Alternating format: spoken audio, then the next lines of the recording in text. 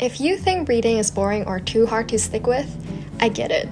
I used to feel the same way.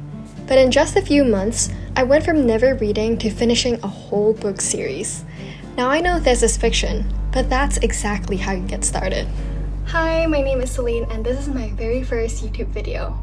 I'm an interior designer, self-improvement enthusiast, and I used to hate reading, but now I absolutely love it. And I'm going to share how you can develop a habit of reading too. So number one is to start with what you love. You want to start reading the books you actually enjoy and you're interested to read. Sometimes we pressure ourselves to read books like a more advanced kind of book and you can get to this later, but for now you want to read books that are as simple as like P.S. Dilden. This is like a teen's book, but I started reading in elementary school, and whenever I went to the bookstore, like these types of books were the ones that attracted my attention, so I just went and read these books.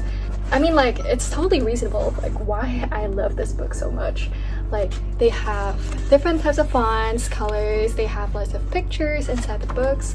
So I went from reading like simple things like this, and I don't even read it all the way through. Soon I went to like reading thicker fiction books like this, but they still had to have pictures. But that's the thing here. The key is to start reading something that keeps you hooked, so you get into the habit of reading. And you don't have to worry about reading serious books, because that can come later. For now, you just enjoy reading whatever you want to read. Number two is to start small. You don't have to pressure yourself to finish a whole entire book, or even a whole entire chapter.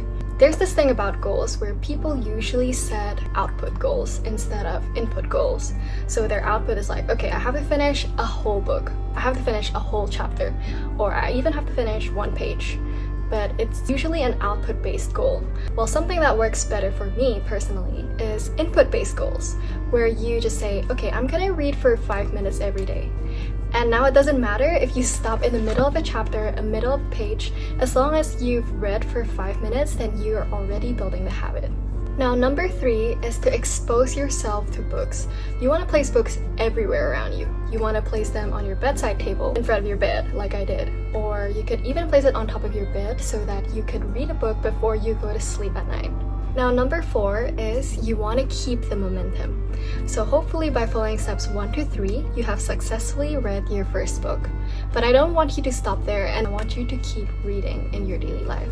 So I want you to start following people who read books, like YouTubers who recommend books, or you could look through like a podcast or whatever, an audiobook. Like, you want to keep reading to be a part of your daily life. Number 5 is to incorporate books into learning. So as long as you're not learning anything practical like cooking, sports, baking, those kind of stuff, then I want you to also look at books as a source of inspiration for your learning material.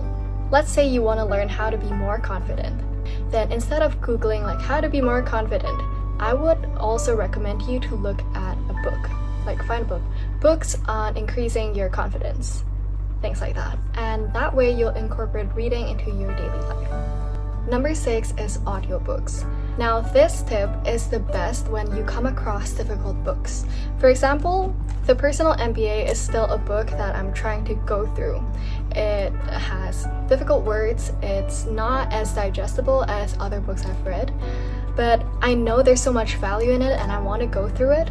So one of the things I did to make it easier for me is by listening to an audiobook. So while I read, there's an audiobook that goes at a certain pace. That way I won't slow down and I won't be tempted to place the book down. Number 7, and this is my last tip, is to read best-selling books. Those books are bestsellers for a reason. And one thing I personally recommend is to start reading Atomic Habits by James Clear.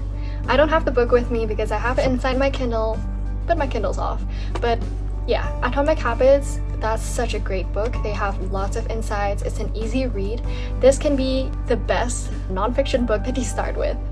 But for those of you who are not into nonfiction yet, I'm going to reveal to you the first book series I actually finished. Now, this is a fiction series, but if you're like me and you like anything to do with fantasy, mystery, and all that, you'll love The Land of Stories. So, take a look at this cover. It is so pretty. So this is the first book that got me reading a no picture novel for the first time my whole entire life. I just read the prologue and I totally fell in love. So if you're anything like me, you could start with Lana stories for fiction and the Atomic Habits for nonfiction. And I hope this works out for you. Okay, so that's it for today. I hope you found it helpful. Thank you so much for watching, and I can't wait to hear about your reading journey. Until next time, bye!